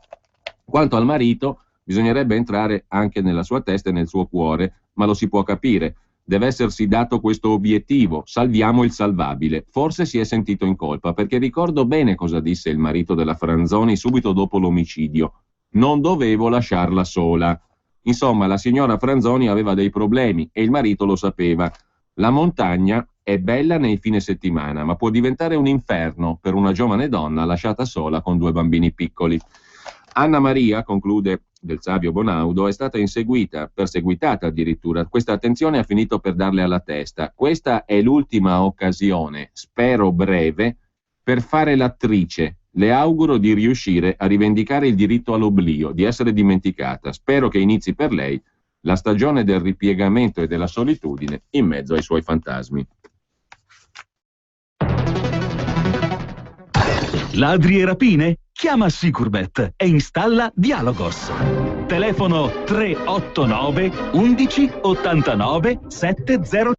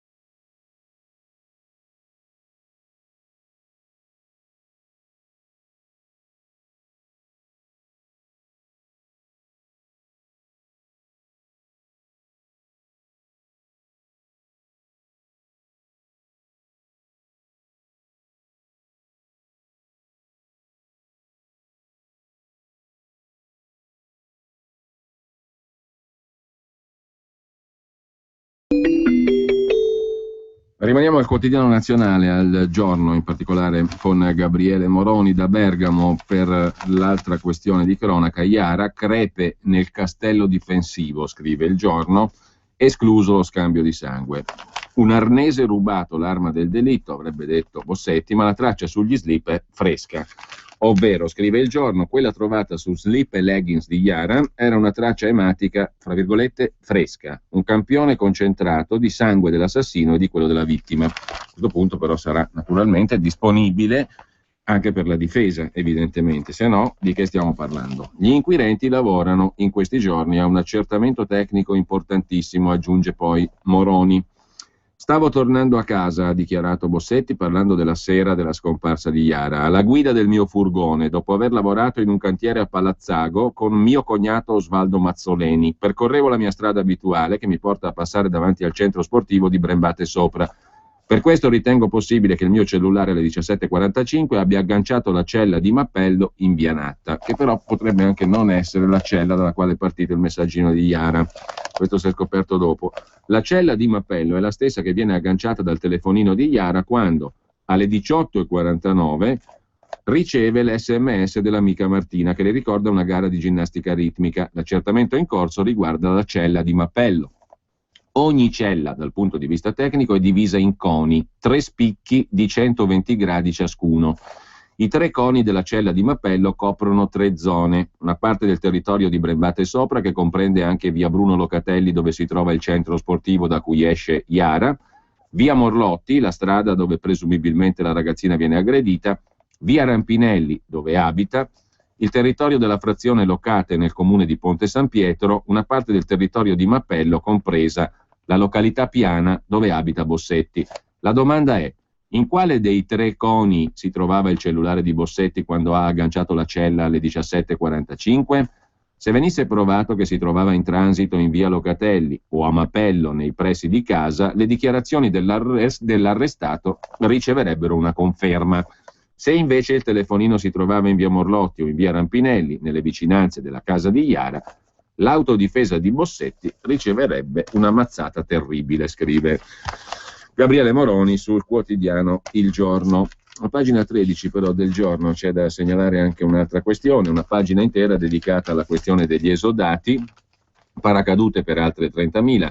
Il ministro Poletti propone la moratoria di un anno, legge alla Camera il 2 luglio, ma continua il rebus sui numeri e le risorse disponibili. Il dopo Fornero è un caos. Dal 2011 già 6 interventi per sanare la situazione, circa 170.000 quelli protetti finora, almeno altrettanti da tutelare, anche se non ci sono certezze, scrive il Quotidiano Nazionale. È una delle riforme più incredibili, in effetti, fatte nel corso della storia recente, perché non sapere nemmeno la platea di persone che vengono toccate da una mazzata di questo genere, insomma, la ministra Fornero lo ha detto anche esplicitamente che non sapeva praticamente nulla degli effetti pratici della riforma che porta il suo nome. Cose da non credere. Mentre 2 aziende in odore di mafia sono state allontanate dalla tangenziale esterna Milano e dalla Brescia-Bergamo-Milano, Brebemi. 2 nuove interdittive a società che lavorano sui cantieri di Brebemi e Tem sono state decise dalla Prefettura di Milano in base ai protocolli per il controllo di legalità e lotta alle mafie. Con queste 2 misure arriviamo a 39 provvedimenti adottati finora, dice il prefetto Paolo Tronca. Però non si aggiunge quali siano le imprese colpite. Comunque, sempre dal Giorno, per concludere, la vicenda Telecom ha un'ulteriore svolta. Telco, la società che controlla Telecom, chiude Baracca e Burattini in profondo rosso, una perdita da 1 miliardo di euro. La cassaforte si fa in 4, 952 milioni per la precisione. Doppio appuntamento ieri per Telecom, riuniti a Milano e a Roma i consigli di amministrazione di Telco, la società controllante, e di Telecom. Il primo era chiamato ad approvare i conti, perdita di 952 milioni, e a dare il via alle procedure per la scissione della holding, che controlla il 22,4% di Telecom. Quindi si dividono per 4 le strade di Telefonica, che resterà il socio di riferimento, il gruppo spagnolo, e poi Generali, Intesa San Paolo e Mediobanca. Ma lasciamo anche il quotidiano nazionale per andare al primo piano di Repubblica. Qui, oltre all'Ariosto e al Cavalier l'Arme e gli Amori, Renzi, Merkel, la Germania che dice sì alla flessibilità dopo un momento di tensione fra Renzi e Merkel, e intanto per il vertice dell'Unione Europea in corsa anche D'Alema con la Mogherini. In primo piano però c'è un messaggio trovato da una giovane a Belfast nella tasca dei jeans cuciti e fatti in Cina. Nei jeans un SOS dalla Cina. È il biglietto trovato nei jeans prodotti in Cina, acquistati a Belfast. Ci trattano come schiavi. Uno schiavo o una schiava cinese ha infilato il suo messaggio nella tasca di un pantalone. Alla fine il messaggio è giunto a destinazione, dopo un viaggio intorno al mondo. Karen Wyszynska di Belfast, in Irlanda del Nord, lo ha trovato nei jeans acquistati 3 settimane fa e mai indossati. Era un cartoncino in caratteri cinesi, ma in cima c'era scritto in alfabeto latino SOS, SOS, SOS, col punto esclamativo. A pagina 34 Repubblica dà conto del fatto con i commenti, mentre a fondo pagina c'è il titolo sul verbale di interrogatorio della moglie di Massimo Giuseppe Bossetti. La moglie di Bossetti, 2 punti, mio marito mi portò sul campo di Iara. Vediamo subito la questione. A pagina 18 di Repubblica la raccontano Paolo Berizzi e Piero Colaprico. Bastano 5 pagine di interrogatorio alla moglie di Bossetti per intuire che gli investigatori sanno molto di più. Una domanda è cruciale. Lei si è mai recata sul luogo del rinvenimento del cadavere di Iara Gambirasio a Chignolo d'Isola?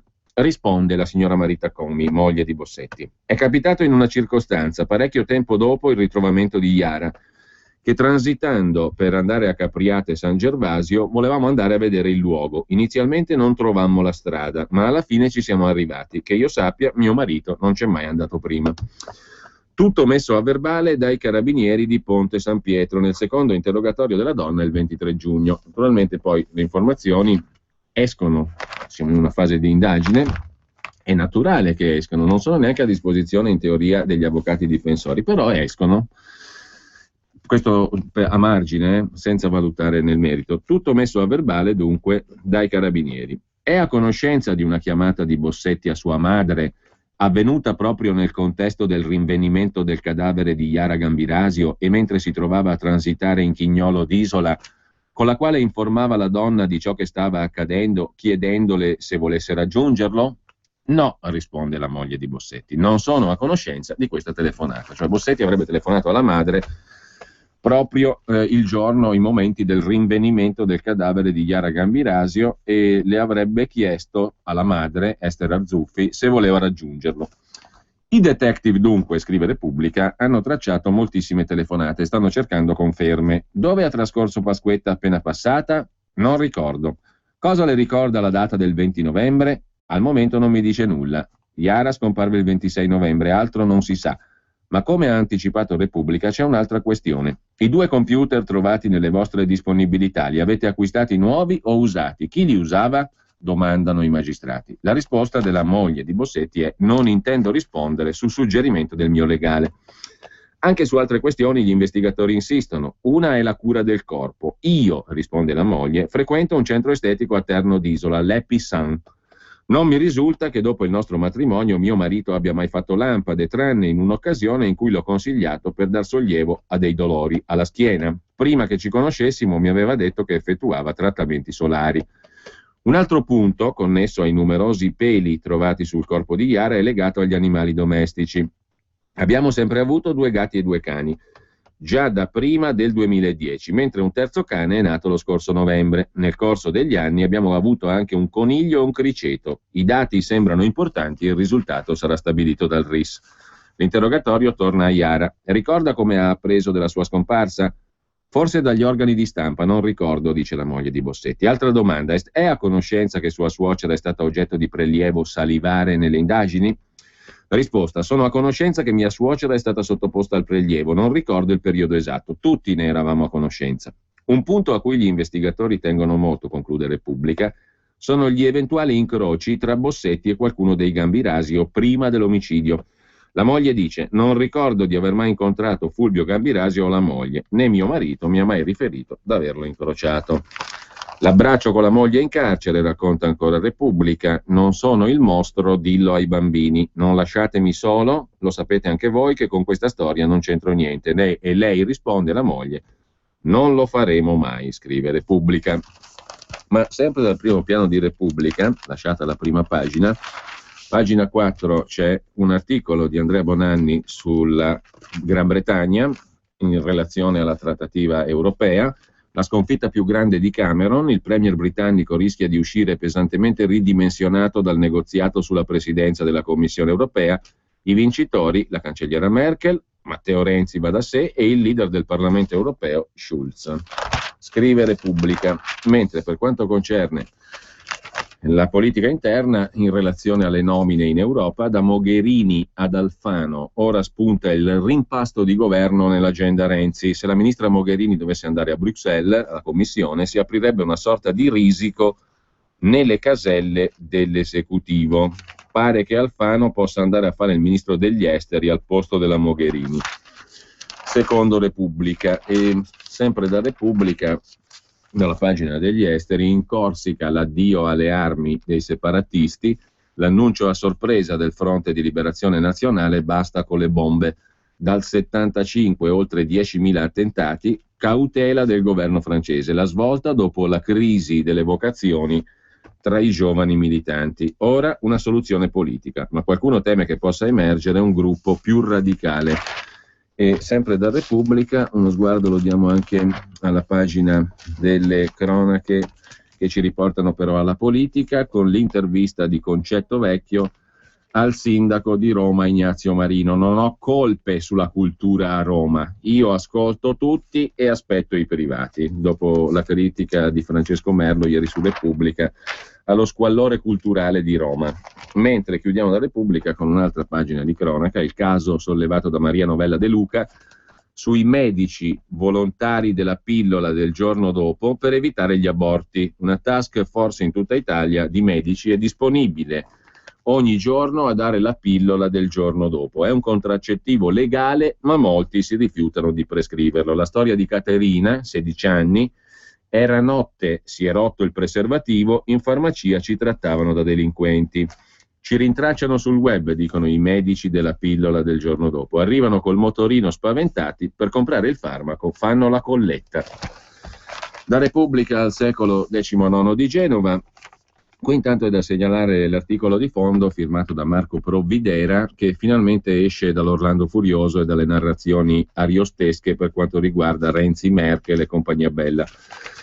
Poche illusioni sul Fiscal Compact è il titolo dell'analisi di Provvidera sul quotidiano genovese. Andiamo ad analizzare quanto la presidenza italiana possa realisticamente ottenere per modificare la economic governance, il governo economico dell'Unione Europea, e per cercare di trarre l'Eurozona fuori dalle secche della stagnazione. Ebbene, cosa concretamente ci possiamo attendere? Il cosiddetto Fiscal Compact fu il risultato del compromesso che permise nel 2012 ad Angela Merkel di far digerire al proprio elettorato e ai falchi della Bundesbank sia la posizione della Banca Centrale Europea sulla possibilità di acquistare titoli di debito pubblico dei paesi che fossero ricorsi al salvataggio, sia l'istituzione dello stesso MES, il Meccanismo Europeo di Stabilità, che stabilisce le regole per fare i salvataggi. La situazione è oggi profondamente mutata. L'euro è stato salvato grazie a quei due interventi. I mercati del credito non temono più la possibilità di default imminente dei paesi periferici ad alto debito pubblico. L'austerità, frutto del Fiscal Compact e applicata in modo scriteriato in Italia, non consente di uscire dalla stagnazione e di scongiurare il pericolo della deflazione, vera emergenza. Ai sensi del Fiscal Compact, ogni paese dell'Eurozona dovrebbe tagliare il proprio rapporto debito-PIL fino al 60% in 20 anni. Per l'Italia significa un avanzo primario di bilancio di circa il 5% del prodotto interno lordo. Un'impresa quasi impossibile, l'austerità permanente, ma il Fiscal Compact ha status di trattato intergovernativo. Può un paese indebitato come l'Italia trovare il credito e le alleanze per modificare un trattato che è la controparte politica della minima possibilità di redistribuire il debito? Può ottenere un consenso su un programma di investimenti di scala ideale di 100 miliardi di euro all'anno? può negoziare, anzi iniziare un negoziato che superi la struttura legale della BCE? Insomma, non facciamoci illusioni, qua non cambia un tubo, dice Provvidera. Mentre cronaca, in prima pagina sul Secolo XIX di Genova, la RAI assedia 70.000 partite IVA genovesi, avete la TV in ufficio, pagate 407 euro di canone. Sono 70.000 le lettere in viaggio verso Genova col bollettino postale da 407,35 euro. È la richiesta di pagamento che la RAI sta inviando a tutti i titolari di partita IVA per il canone speciale, quello previsto per locali pubblici e commerciali. L'interpretazione della RAI è che anche gli uffici e gli studi professionali siano frequentati dal pubblico, quindi se c'è un televisore o un computer abilitato il canone deve essere maggiorato. Se ne occupa di questa roba anche il Giornale in prima pagina. Estorsione della RAI è il titolo del giornale. Nuova tassa occulta, canone anche sui computer, specialmente a danno di artigiani e commercianti che tengono in bottega strumenti tecnologici in grado di fare le veci del televisore. E ancora dal primo piano del secolo XIX l'analisi politica sulla condizione della giunta di Burlando in Liguria. Il Consiglio regionale è a pezzi, scrive Andrea Castanini, la sinistra ligure, e sbrindellata è l'alleanza che sostiene Burlando. Nel corso degli ultimi mesi la maggioranza ha perso elementi per inchieste, scandali e rotture politiche tra ex alleati. 2 ex vicepresidenti di giunta eletti in Italia dei Valori, alleata di Burlando, sono finiti agli arresti. Monteleone, presidente dell'UDC e leader di un altro partito alleato, si è dimesso quando gli hanno contestato lo stipendio aggiuntivo che versava con soldi pubblici sul proprio conto. Altri esponenti della maggioranza attendono di chiarire una situazione che Burlando tollera per amor di giunta, cioè per amor di cadrega sostanzialmente, scrive il Secolo XIX di Genova. E sempre dal Secolo XIX di Genova, pagina 8, c'è un articolo sull'Argentina. Il default scatta tra 72 ore, precipita la situazione argentina dopo l'ultima sentenza statunitense negativa. La giustizia americana intima: dovete pagare i fondi avvoltoi, ma il governo argentino replica: così falliamo. Infine, sempre dal quotidiano genovese, per le pagine di cronaca locale, relazioni pericolose fra Burlando e Paita è la nuova candidata alla guida della Liguria, a quanto pare per il PD, con l'uomo del Mose. L'imprenditore arrestato per tangenti dai magistrati di Venezia, membro di Maestrale, un'associazione burlandiana di lunga data, amico del governatore, punta di diamante del convegno sulla crescita, Alessandro Mazzi. La sua Fincosit società, la Fincosit di Alessandro Mazzi, presidente dimissionato, sta realizzando la piattaforma Maersk a Vado e le torri MSC a Genova. 24 marzo 2013, racconta Marco Mendoni. Davanti al microfono Alessandro Mazzi, presidente della Grandi Lavori Fincosit, una delle più grandi aziende di costruzioni italiane, colosso da 500 milioni di fatturato, a un incontro a Palazzo Ducale a Genova. Titolo della giornata: Felici di crescere. Una dunata di ospiti di prestigio che il presidente della regione Burlando schiera come risposta alle suggestioni a 5 Stelle dell'epoca. Reazione orgogliosa all'insidia di Grillo, magari un poco sovrastimata. Mazzi, l'imprenditore e il costruttore, è uno degli atù di Burlando, in una giornata in cui Burlando schiera un parterre di tutto rispetto, pescando a piene mani nelle sue conoscenze. Ci sono esponenti del mondo economico ligure, big di grandi imprese, Vittorio Malacalza e Giuseppe Bono, ma danno forfè Alessandro Pansa e Mauro Moretti. C'è il sindaco Doria, ci sono Gianluigi Aponte, Paolo Vitelli, Beppe Costa, il rettore Giacomo De Ferrari, Giuseppe Rasero, Roberto Cingolani. Il costruttore Mazzi regala un cameo di qualche minuto. Il legame con Burlando è noto, di antica data. Il nome di Mazzi è tra i promotori di Maestrale, l'associazione alla quale Burlando ha affidato tanta parte della sua fortuna. D'altronde non è stata una passeggiata per Mazzi quella che l'ha portato a Palazzo Ducale, perché Fincosit ha anche una sede genovese a pochi metri dal Consiglio regionale, sede operativa e non solo ricordo della storia dell'azienda nata proprio a Genova. Passa poco più di un anno e l'amico di Burlando, il costruttore Mazzi, finisce nei guai grossi, manette nell'inchiesta veneziana sulle tangenti Mose. Mazzi è infatti anche vicepresidente del consiglio direttivo del Consorzio Venezia Nuova. Questo è un filone di cui si è parlato poco e che oggi affronta Marco Menduni, cioè il legame tra il Mose e Burlando, presidente PD della Liguria. Nella casa romana di Mazzi i finanzieri trovano anche 4 tele preziosissime di pittori del Settecento veneziano, dipinti, attribuiti 2 al Canaletto, valore stimato 30 milioni. Fanno notare gli inquirenti un tesoro quasi uguale all'ammontare della sovraffatturazione, cioè 40 milioni di euro, con cui il consorzio riusciva a drenare il denaro pubblico nel fondo nero, la cassaforte delle mazzette. Un attimo, Fincosit si blinda, dà il ben servito al presidente e lo avvicenda con i tradizionali auguri di chiarire la sua posizione. In Liguria, l'opera più poderosa nella quale Fincosit dell'amico di Burlando, Mazzi, è impegnata è la realizzazione della piattaforma Maersk al porto di Vado, e l'arresto del presidente Mazzi fa tremare le ginocchia a chi teme per la prosecuzione dell'opera. L'azienda assicura che la bufera giudiziaria non avrà conseguenze. Lasciamo però il secolo XIX di Genova, abbiamo 2 minuti, facciamo giusto in tempo a dare un'occhiata alla prima pagina di Libero, oltre all'intervista a Flavio Tosi che abbiamo letto in apertura. L'argomento principale è la patrimoniale che arriva quest'estate, tra poco, domani, dopodomani, è già arrivata per la verità sui titoli, cioè tasse, come cambiano a luglio. Martedì scatta l'aumento sulle rendite finanziarie. Un salasso da altri 3 miliardi all'anno di tasse ai danni dei piccoli risparmiatori. Renzi fa il contrario di quel che dice e in autunno rischiamo una manovra da 20 miliardi di euro. Rapporto da brividi del Censis: nell'Italia in crisi più si studia, meno si trova lavoro. Poi riaffrontiamo la questione nel corso di Onda Libera, però intanto c'è da segnalare in prima pagina su Libero: il Partito Democratico si nasconde dietro a Dell'Utri per scalare il Corriere della Sera. L'articolo è di Nino Sunseri e si riferisce a una inserzione che è stata fatta ieri sul Corriere. I pizzini, cioè i messaggi a favore di Marcello Dell'Utri, sono stati pubblicati a pagamento sul Corriere della Sera di ieri.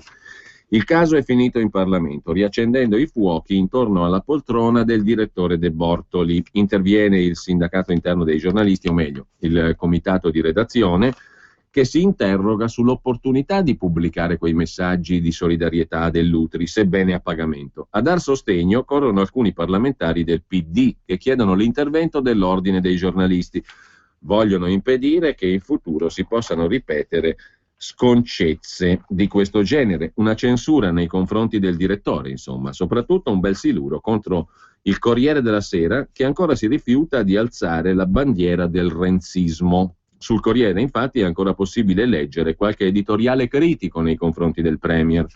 Interventi scomparsi altrove. A dare scandalo, una pagina pubblicitaria nella quale gli amici di Dell'Utri esprimono solidarietà a Dell'Utri, condannato a 7 anni per concorso esterno in associazione mafiosa. Qualche pagina prima il Corriere spiega che l'inserzione è stata pagata dalla moglie di Dell'Utri. C'è un titolo: "Al tuo fianco, Marcello", e i messaggi sono montati come se fossero scritti su post-it. Un desiderio di provocare ricordando i pizzini dei boss mafiosi. La sinistra si nasconde dietro a questo caso per scalare il Corriere della Sera, scrive Libero. E ancora in prima pagina su Libero: intercettazioni no limits, davanti ai magistrati il governo cala le braghe, scrive Tommaso Montesano. Sono bastate 3 parole in prima pagina su Repubblica: stretta sulle intercettazioni, e l'Associazione Nazionale Magistrati ha chiesto e ottenuto udienza al Ministro di Giustizia. Al termine, il Ministro di Giustizia Andrea Orlando ha tranquillizzato: nessun intervento sulle intercettazioni. Infine, per chiudere, prima di lasciarci, Plaza de Toros a Barcellona diventa moschea, ma allora erano meglio le corride, scrive Maria Giovanna Maglie. Altro segno dell'invasione islamica: un minareto di 300 metri, ben più alto delle guglie della Sagrada Famiglia. Ti saluto Gaudì, ti saluto Occidente, scrive Maglie. Ci sono simboli che non sono solo simboli e devastazioni che colpiscono il cuore, scrive Maria Giovanna Maglie, a proposito della notizia che è stata data della Plaza de Toros a Barcellona, a pochi metri dalla Sagrada Famiglia, diventerà moschea. Il Qatar è pronto a sborsare 2 miliardi per fare della Monumental di Barcellona l'edificio di culto islamico più grande d'Europa. E poi davano della fanatica alla Fallaci, scrive Maria Giovanna Maglia. Con ciò buona mattina a tutti da Giulio Cainarca. La Regione Lombardia è